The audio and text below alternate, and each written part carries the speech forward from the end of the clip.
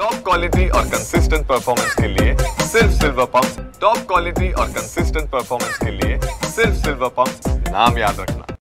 Narayana E techno school ही शाळा प्रशासनाची शिक्षण विभागाची कसल्याही प्रकारची मान्यता नसताना सुद्धा गेल्या 2 वर्षापासून सुरू आहे। एका विद्यार्थ्याला 75,000 रुपये 1 लाखापर्यंतची फीस त्यांच्याकडून आकारली जाते।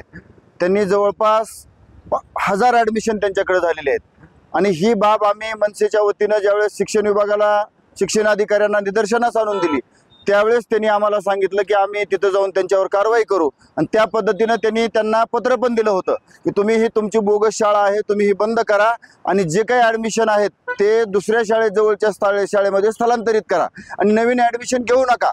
अशा पद्धतीने शिक्षण विभागाने सांगून सुद्धा त्यांनी ती शाळा चालूच ठेवली आणि ॲडमिशनही सुरू ठेवलेले आहेत। त्याच्यावर शिक्षण विभागाने पोलीस स्टेशनलाही तक्रार दिली आहे। 1 महिना झालं पोलीस स्टेशनला तक्रार देऊन सुद्धा तिथं आणखीनही कसल्याही प्रकारचा गुन्हा दाखल झालेला नाही आणि या प्रशासनाच्या अक्षम्य दुर्लक्षामुळे इथं ही शाळा एवढ्या मोठ्या प्रमाणावर वसुली करते, एवढ्या मोठ्या प्रमाणावर फीस वसूल करते आणि म्हणून महाराष्ट्र नवनिर्माण सेनेच्या वतीनं किरण चव्हाण विद्यार्थी सेनेचे जिल्हाध्यक्ष आहेत त्यांच्या नेतृत्वाखाली आज हे खळखट्याक आंदोलन या प्रशासनाला वैतागून करण्यात आलेलं आहे।